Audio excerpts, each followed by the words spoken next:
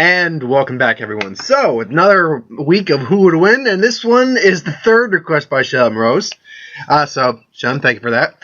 And this one's an interesting one. I mentioned it in one of my other videos, but it's two Amalgam comic characters. Now, for those of you who don't know what Amalgam Comics was, in the 90s, I want to say it's like the mid-90s, late 90s, and I think you'll occasionally still see a crossover with them. Marvel and DC did a special Secret Wars battle where it was Marvel characters put against DC characters, and the fans voted for who would win. Now, for those who won, they ended up fusing the universes together into one called the Amalgam Universes. So two characters became one character. Batman and Wolverine became Darkclaw.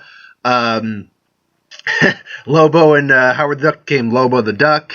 Nightcrawler and Beast Boy became Beast and Beast Boy became, I think they were still Beast Boy, actually. Wonder Woman and Storm fused. So all of them fused to create new characters. Like that Darkclaw's villain was the Hyena, was the Sabretooth, and the Joker.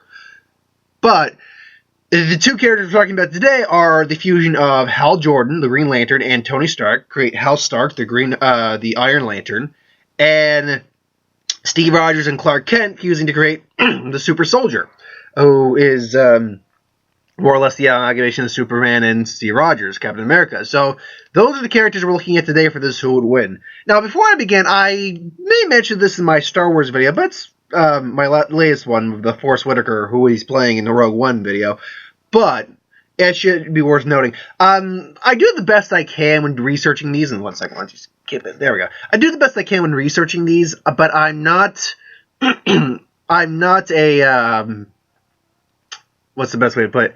I've only got so much resources to go. Great, I got the whole internet, but I've only got so much time to research these things. I usually go from two to three sources as a whole, and then compress it into the information I have. So I do the best I can based on my info, and I try not to be biased. I try to be analytical and fair about my judgment.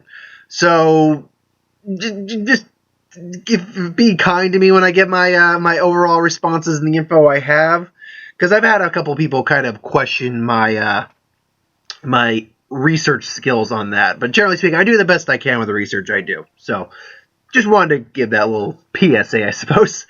So moving on, though, let's go into the actual thing. Now, we'll start with Iron Lantern. Now, Iron Lantern is a combination of Tony Stark and Hal Jordan, create Hal Stark. And his backstory is that he's basically Tony Stark, but he found a Green Lantern battery, and his suit is powered by a Green Lantern battery. So right there, it's a little different than the arc reactor, where, as far as I can tell, the Green Lantern batteries they're connected, I think, to the primary battery, so they don't really lose charge, unlike Iron Man's suits, which eventually would lose energy after a while. But as far as I can tell, Green Lantern battery doesn't really lose charge. So he's already got basically a near infinite supply of energy to run the suit on. So he's got that advantage right there. But then the suit itself, it's durable. So he's a genius. He's charismatic. He can create energy constructs from the Green Lantern suit. It does not specify whether they're will-based, though. That's the thing. He's powering his suit by this. So that's interesting. You have to forgive me. I'm just hearing cars outside. Just want to make sure someone's not going to come in and interrupt the video. He can create plasma bolts. He can fly at light speed and warp speed by creating wormholes. So he's got limited time travel, or he's got limited time travel abilities too. But again, not certain that'd play a factor in a fight. Force field generation, very powerful force field. Can convert nearby energy into electric energy to continue powering his suit. He's got a kind of like a Jarvis-esque computer powering his suit, can control the suit if need be, analyzing tactics. He can project, excuse me, he can project holographic decoys. Now, he has what's an interesting technique he has, which I don't know if Iron Man actually has this ability. He has a kinetic energy blast, which it's a kinetic energy blast. The farther he fires it from, the more kinetic energy it builds, and the more powerful the shot becomes. So if he's somehow aiming, let's say, from... if he's going to hit someone from across the planet, like there's someone right behind him, he fires his blast, targeting it all across the planet, and it goes back, it's going to basically build up the kinetic energy of roughly, the Earth, 25,000 miles across, something like that. So it's going to build up all that kinetic energy and hit that guy with a kinetic energy of 25,000 miles. So the longer the distance, the more powerful the blast. So that's an actually interesting ability that would come into the fight. He can create and manipulate magnetic fields, and unfortunately, I wrote down a few things that I can't really read, unfortunately. But hey, now I see what happened. I was just adding this, but yeah. So he's immensely powerful. He's Iron Man, Green Lantern put together. That being said, he's not invincible. Obviously, his suit can be damaged. Force fields can be broken. Again, I don't know if this version of him, the Lantern, his blasts are powered by will. So if his will is weak, I don't know if it's going to affect it or not. But he's not overpowered. I mean, he can be defeated like any of them can. So that's Hal Stark, more or less.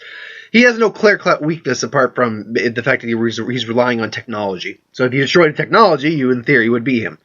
Then we get Super Soldier, who's ironically still called Clark Kent. Now, but he has the same backstory as Steve Rogers' degree. He enrolled in an experiment for super soldiers, but the way the super soldier serum worked, apparently, is that it was derived from alien cells, apparently from a Kryptonian. He was injected with them as well as ultraviolet rays and became a super soldier. So he's got the vibranium shield. He's pretty much got all of, he's weak to kryptonite. He's pretty much got all of Soup's super strength, flight, invulnerability, heat rays, x-ray vision, super speed, strength, durability, endurance, the whole shebang.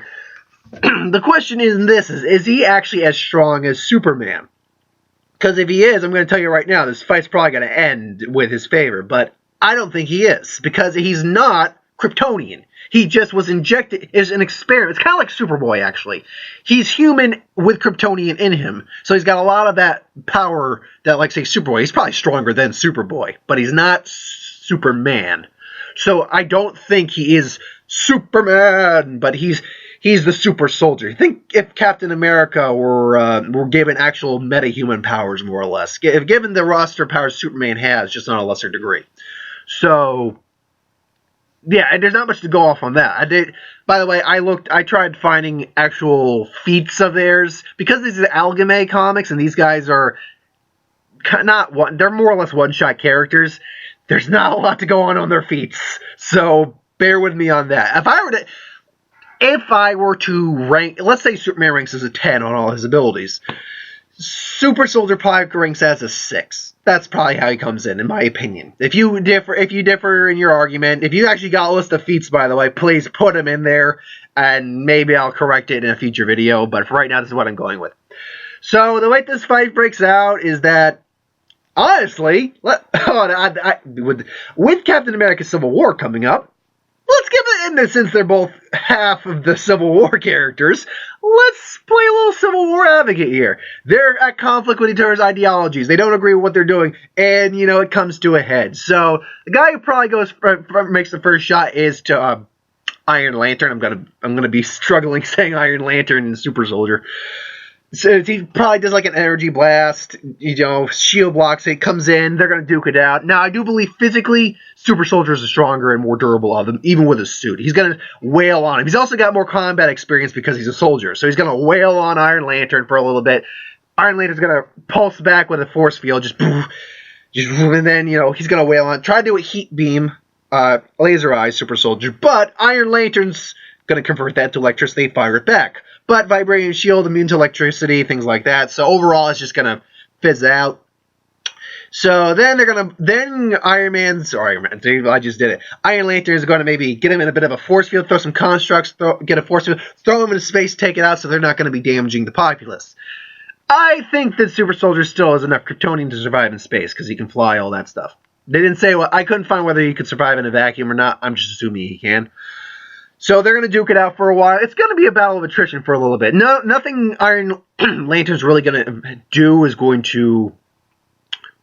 most of his basic roster, kind of like Iron Man, is going to really hurt a Super Soldier that much. I mean, he might hurt him a little bit, but he's not going to put him down by any stretch of the means. Throwing a shield with with momentum and nothing else in space with no gravity, that would hurt a little bit. Except there's no real friction in space, so it might just be like a wing, ping, and then comes back. He flies, gets his shield, smashes down his shield. So now this is when I'm going to at least call the computer system Jarvis, because I think they actually even did mention it's Jarvis in the description. I just can't remember where. So Jarvis says his Kryptonian cells are getting stronger the closer he gets to the sun. Well, let's take him back. Let's get a little distance then. So he's going to then go into light speed travel, probably kind of like do a he's got to use the computer to find an opening, and when he finds out, he's kind of like going to line drive him and then warp speed him with a wormhole, poof, away from there for a little bit. Jarvis, you got the coordinates? All right, let's go. Poof, and then they're away from any real yellow sun. So, if he's wormholing it, he can then take into a location, because if he's Tony and Hal, he's explored the universe. He knows locations with like red suns, and he knows Super Soldier's weakness is red suns. So he can take him near a red sun. So now that they're fighting near a red sun, Super Soldier's now starting to weaken gradually through this fight. But he's still going at it. It's going to take him a while.